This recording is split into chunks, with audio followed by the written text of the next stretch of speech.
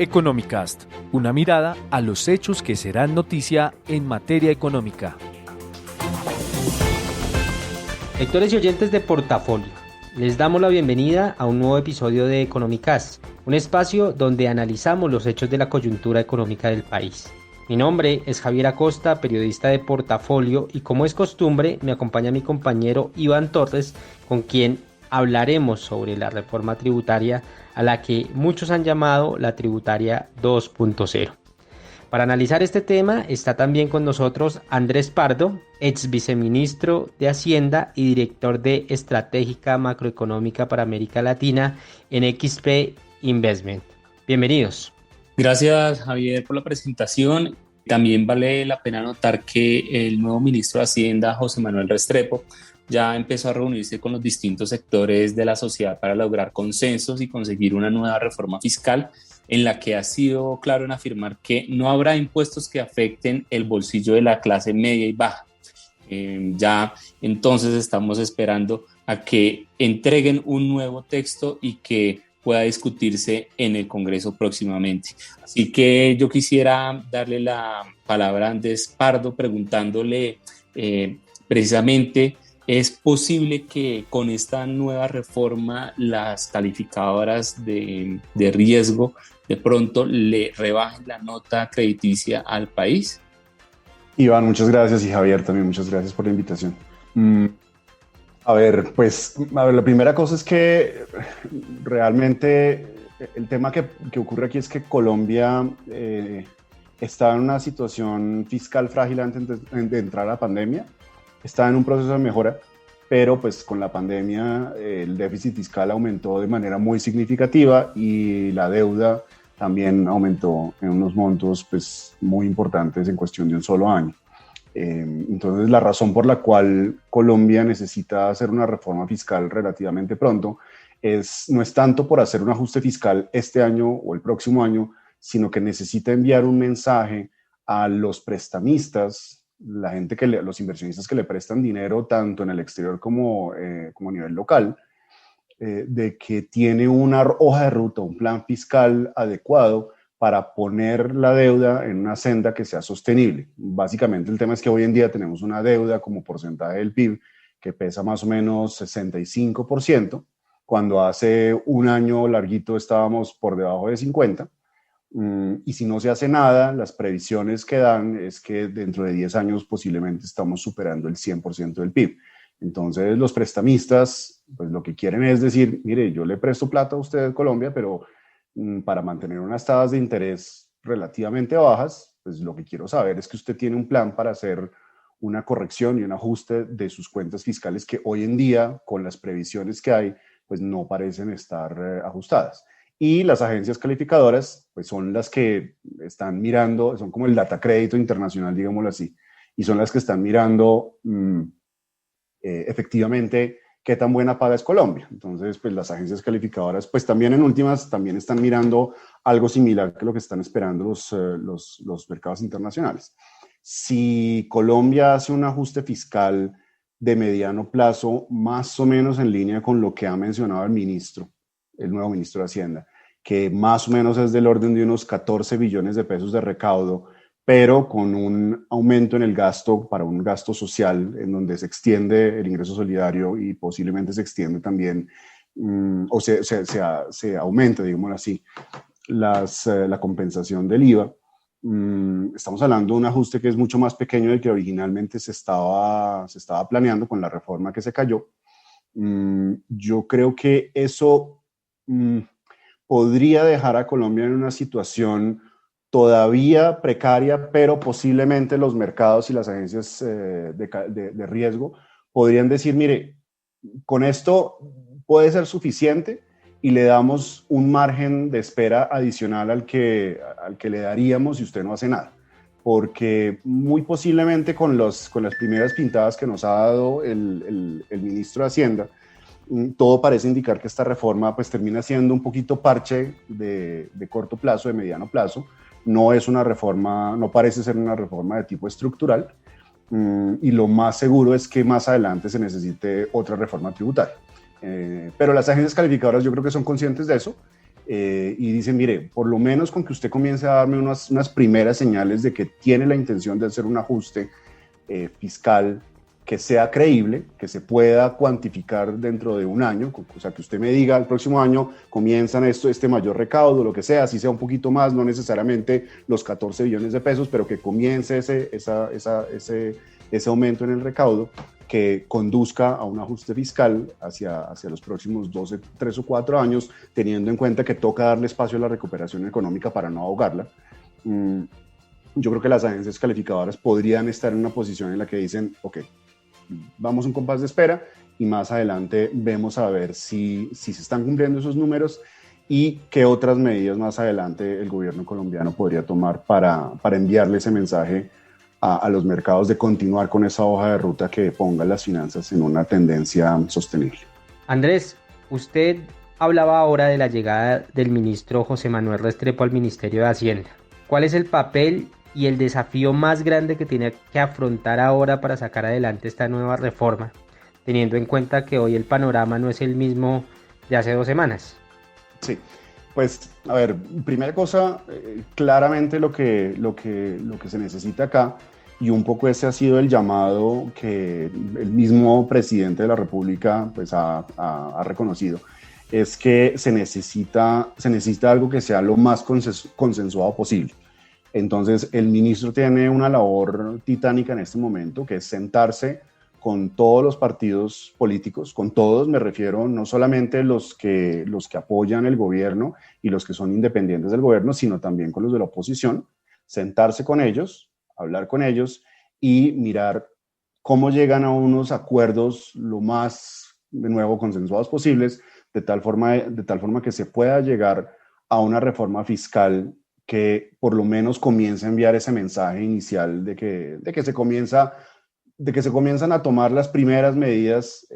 para comenzar a ajustar las cuentas fiscales en el mediano plazo. Pero pues no es una tarea difícil, digamos que claramente en este momento, pues primero viene un poco el malestar que hubo con la reforma que tuvo que retirarse. Estamos además en mitad de estas protestas muy fuertes y eso pues obviamente genera unas dificultades importantes a la hora de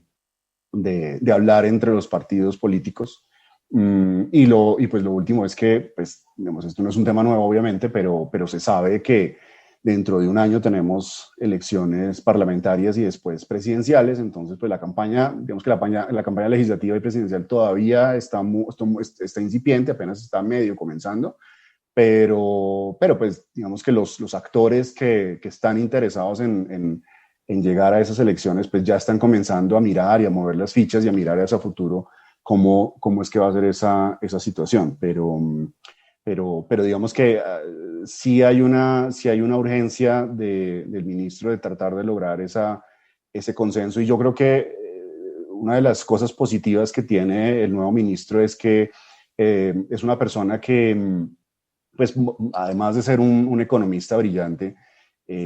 tiene precisamente un tono conciliatorio, ya sabe su camino dentro del Congreso porque lleva siendo ministro ya un buen tiempo y ha tenido que lidiar con los distintos partidos políticos en una posición mucho más amable, digámoslo así, porque lo que toca hablar con los congresistas desde el punto de vista del Ministerio de Comercio pues son temas un poco más agradables y menos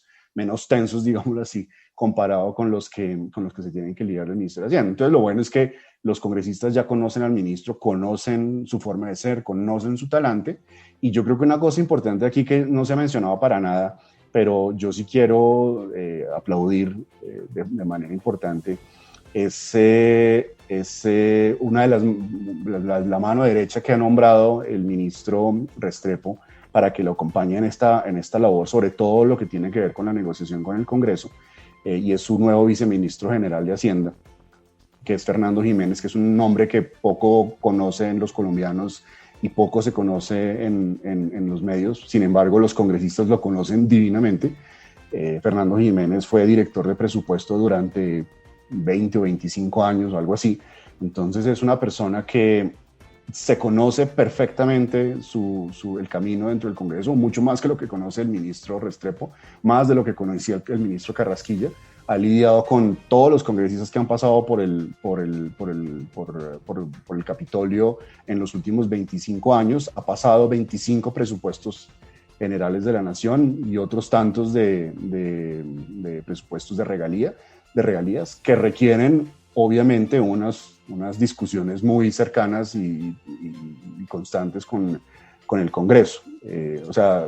Fernando Jiménez es una persona que tenía mucho poder cuando estaba en el Ministerio de Hacienda, hace un par de años, un año y medio, lo que sea, pasó a otra entidad que está adscrita al Ministerio de Hacienda, entonces pues digamos que ya no estaba en esa posición, pero creo que es una persona que tiene mucha habilidad, conoce mucho, y creo que él va a ayudar muchísimo al ministro Restrepo en esta labor tan complicada que se viene para las próximas semanas. Andrés, ¿cuál sería como ese monto mínimo que debería pasar el país en su reforma tributaria, pasar el gobierno en su reforma tributaria para que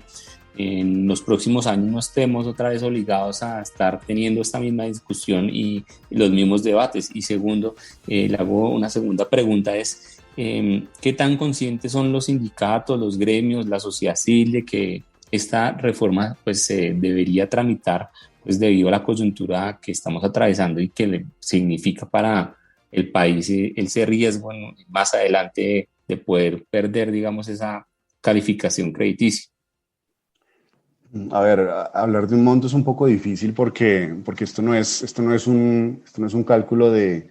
Excel que uno simplemente pone unos números y entonces si son 7 billones bien y si son 6 billones entonces mal. Yo creo que eso no se limita a eso. O sea, el análisis que las agencias calificadoras, que los inversionistas internacionales y locales hacen sobre lo que se puede considerar suficiente, primero son los números, obviamente, y como digo, lo que ha mencionado el ministro, creo que a primeros rasgos parece ser algo que podría ser suficiente como para mantener la calificación y por lo menos mantener la confianza de los inversionistas durante un tiempo, que no vayan a castigar a los mercados colombianos y a los bonos colombianos cobrando unas tasas de interés muchísimo más altas.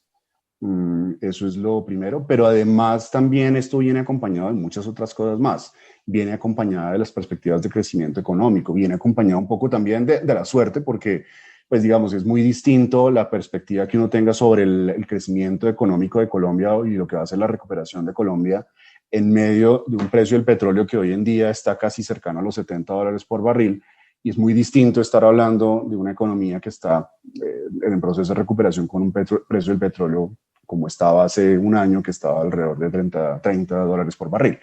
Estamos en medio de una recuperación económica global que sobre todo en algunos países desarrollados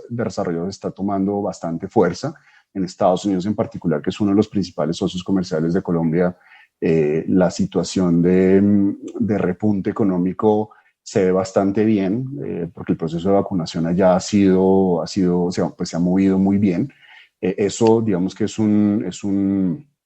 empuje adicional que recibe la economía colombiana. Tenemos una inflación baja, eso también le ayuda al Banco de la República, por ejemplo, a mantener las tasas de interés bajas por más tiempo. Entonces, digamos que yo creo que hay muchos factores del entorno que están favoreciendo y que van a favorecer la recuperación de Colombia, pero pues no es suficiente. También se necesita pues, que se ponga la parte local, lo que tiene que poner el gobierno, lo que tiene que poner Colombia per se. Y entonces pues esta reforma fiscal es importante, primero para dar ese mensaje a los mercados internacionales de nuevo, para que no se nos vayan a subir las tasas de interés y entonces nos pongan en una situación de apretamiento de las condiciones financieras que obligue al Banco de la República a subir las tasas de interés prematuramente, y entonces eso comience a generar como ahogar, digámoslo así, la recuperación de la economía.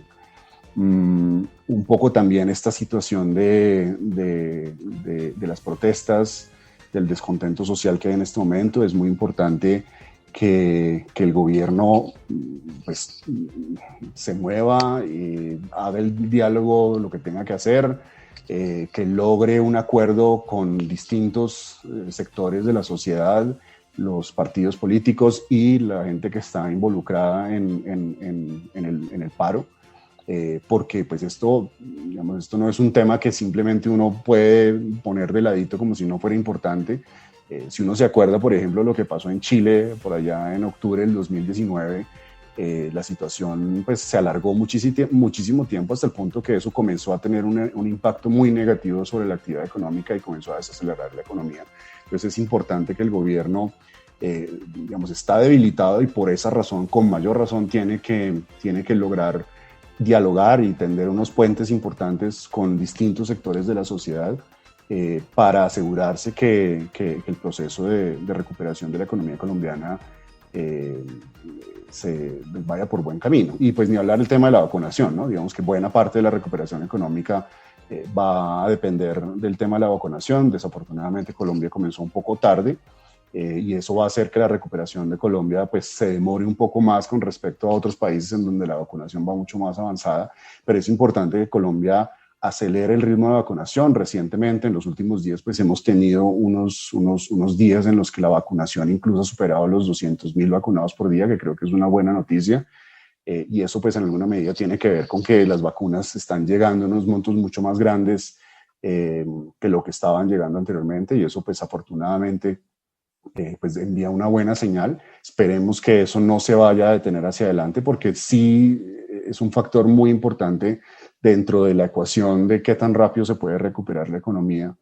Y pues digamos que en la medida que más o menos se cumpla el cronograma que tiene el gobierno, y es que de aquí hacia finales del año haya 35 millones de vacunados, o incluso si no se llega a ese cronograma, pero a un monto cercano, yo creo que eso deja unas perspectivas, por lo menos de crecimiento económico hacia adelante, que pueden ser positivas, pero de nuevo hay unos temas que tanto este gobierno como el gobierno que va a venir van a tener que atender y que van a tener que acompañar con esta reforma fiscal, que es una parte no más de todas las situaciones complicadas que tiene Colombia, para atender los problemas sociales que se crearon de manera tan significativa a raíz de esta crisis. O sea, hay que atender los temas de inequidad, de desempleo, que claramente es un tema que es una herida muy grande que está sufriendo la economía colombiana a raíz de la pandemia y que no se va a recuperar en el corto plazo. Y el gobierno tiene que sacar algunos programas especiales más allá de los que tiene en este momento, para asegurarse que la recuperación no solamente es un tema de crecimiento económico jalonado por unos temas externos, sino también que tiene unas bases fundamentales estructurales que lo pueden ayudar a pensar en una recuperación sólida y sostenible para los próximos 5 o 10 años. Andrés, quiero hablar precisamente sobre la conveniencia de haber presentado la primera reforma tributaria. ¿No cree usted que el gobierno se hubiera evitado tantos dolores de cabeza si hubiese hecho lo que hoy está haciendo? Es decir, tener un consenso con los partidos, con los sectores, con los gremios y la sociedad antes de poner sobre la mesa esa tributaria. Y por otro lado, ¿no era mejor presentar una reforma como la que hoy se está presentando, mucho menos ambiciosa? Esto teniendo en cuenta que la clase media y la más vulnerable, y bueno, en general toda Colombia, todo el país, ha sentido el impacto en su bolsillo por cuenta de la pandemia. Pues a ver, si nos paramos hoy en día y lo miramos en retrospectiva, pues claramente hubiera sido mejor no haber presentado la reforma como se presentó, más los posibles errores que pudo haber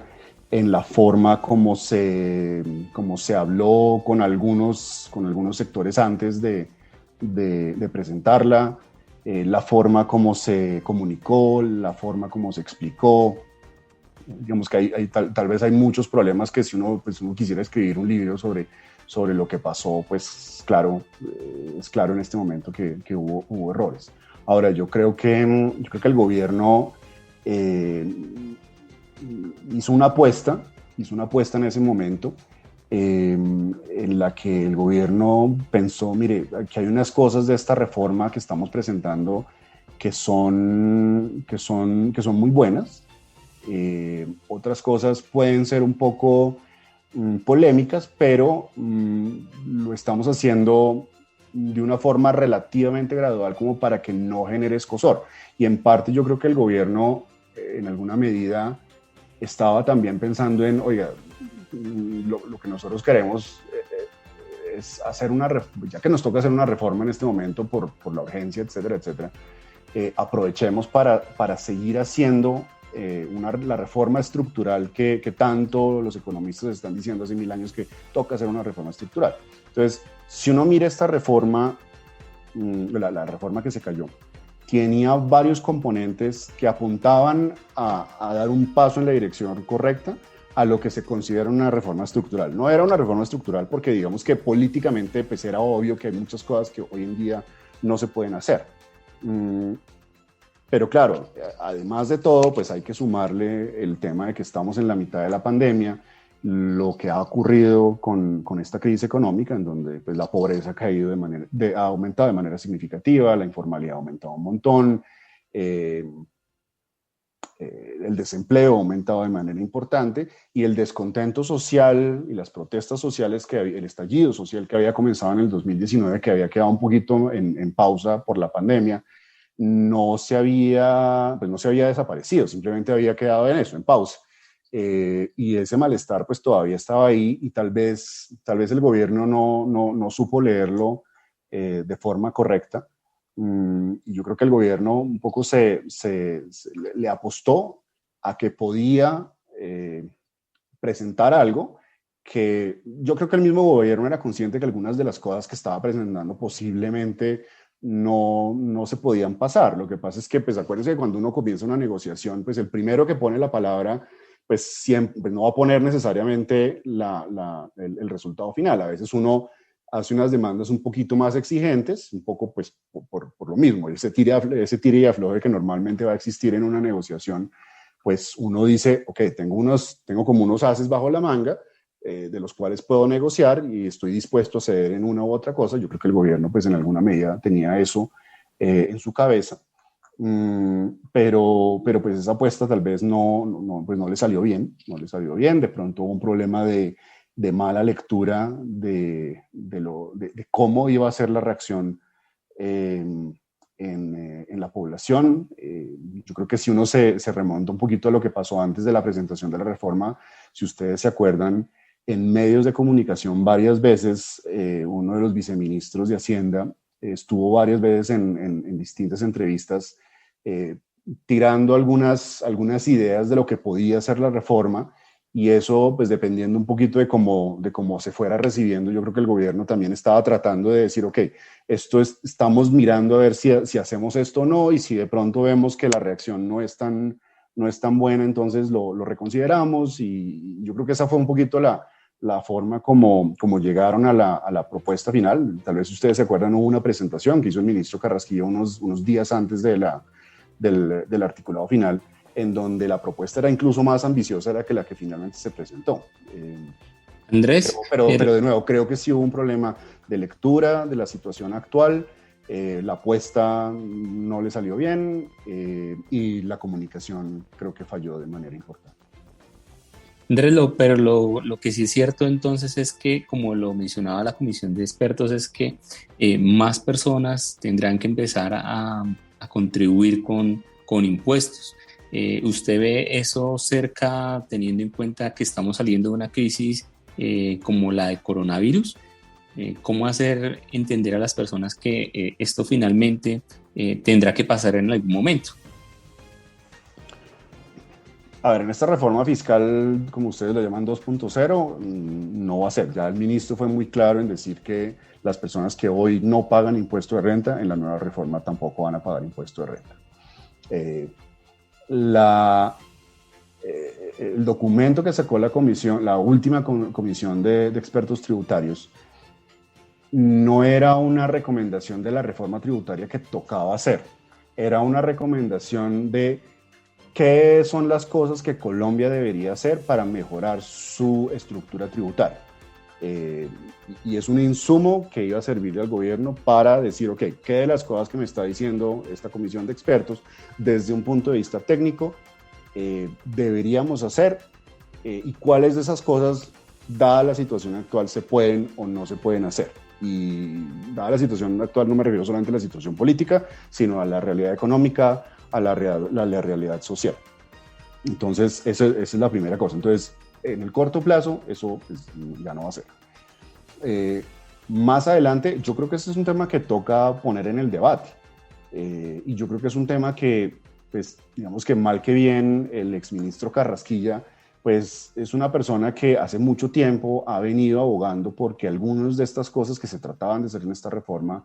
eventualmente hay que hacerlas, porque pues Colombia cada vez más va siendo un país que pues antes era un país de, digamos, un país de nivel medio-bajo y ahora ya no es un país de ingreso medio-bajo, sino un país de ingreso medio, cada vez se acerca a ser un país de ingreso medio-alto. Y en la medida que además la pobreza en Colombia había venido cayendo de manera importante, pues entre menos gente pobre haya en el país, pues digamos que en teoría menos recursos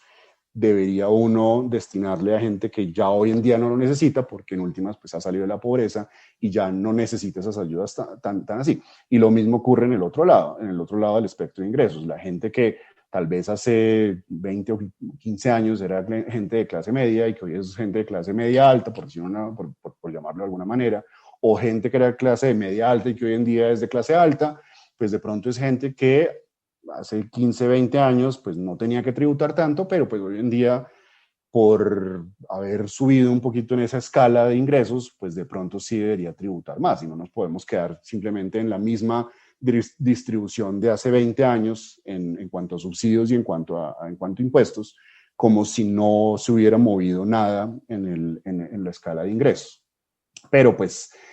digamos, con el retroceso tan importante que hubo con esta pandemia y además también con este tema político,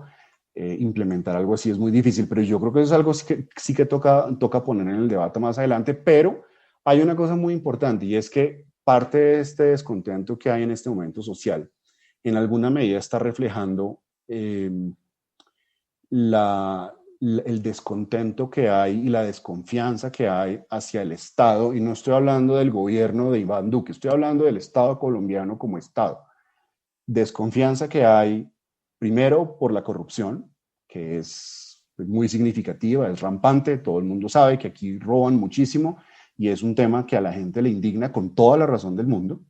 Hay un tema de cómo funciona el Estado, que pues es paquidérmico, como ocurre en la mayoría de los estados del mundo, y como es tan paquidérmico y como es tan grande y es tan aparatoso, pues se presta para que haya personas inescrupulosas y ladrones que se meten a robar el dinero de los contribuyentes. Y eso es inaceptable. Eso es inaceptable en un país en donde el 40 y pico % de la población es pobre. Y se están robando recursos que van a ayudarle a subsidiar a gente que no tiene ni siquiera para comprar lo mínimo que se necesita para subsistir. Entonces yo creo que una de las cosas que la población quiere exigirle al Estado como un todo es, oiga, yo necesito que usted ponga de su parte y que usted se ponga un poco más los pantalones para luchar mucho más frontalmente contra la corrupción y contra la evasión de impuestos. Y yo creo que hay una percepción de que eso no se está haciendo. Ahora, si nos sentamos acá a discutir uno por uno cada de las cosas que este gobierno metió dentro de las distintas leyes que ha pasado para tratar de disminuir la evasión, hay varias medidas que se están implementando, hay varias medidas que el gobierno ha implementado para tratar de recortar el gasto y para mejorar la eficiencia del gasto, pero son un poco tan elevadas y tan etéreas que de pronto la gente ni siquiera está enterada, no son conscientes que esas medidas están, y de pronto ahí el gobierno en alguna medida ha pecado de no explicarlas y de no contarlas de alguna forma, no sé, cambiar la forma como lo comunica, porque claramente la forma como lo está comunicando no le está llegando a la mayoría de la gente, mucha gente no entiende, no sabe, y eso es parte culpa del que comunica y el que tiene que contar qué es lo que está haciendo. Eso no es simplemente por decir que el gobierno lo ha hecho perfectamente. Hay muchas otras cosas que toca hacer, y bueno, el próximo año vienen unas elecciones legislativas y presidenciales, y ahí es donde hay una responsabilidad muy grande de la gente que está saliendo a protestar en este momento, O sea, hay unas manifestaciones muy grandes por todos lados y esto no es solamente la gente que está saliendo de las calles, la gente que se está manifestando por Twitter, que se está manifestando por las redes sociales, todo el mundo, o sea, parece haber una gran cantidad de gente que está preocupada por el futuro del país, por las condiciones sociales, etcétera, etcétera. Entonces, una cosa muy importante es que la gente se está quejando en este momento, pero entonces el próximo año salgan a votar bien, no dejen que les compren el voto, porque entonces, mejor dicho, volvemos a los mismos con las mismas, y entonces todas esas exigencias que uno quiere hacerle al gobierno, con toda la razón del mundo, y no al gobierno, a los políticos y al sistema que nos gobierna, pues en alguna medida depende también de todos nosotros. O sea, no tiene sentido que dentro de un año veamos que solamente el 50% de la gente que puede salir a votar salga a votar cuando tanta gente tiene un interés importante sobre lo que pasa en este país.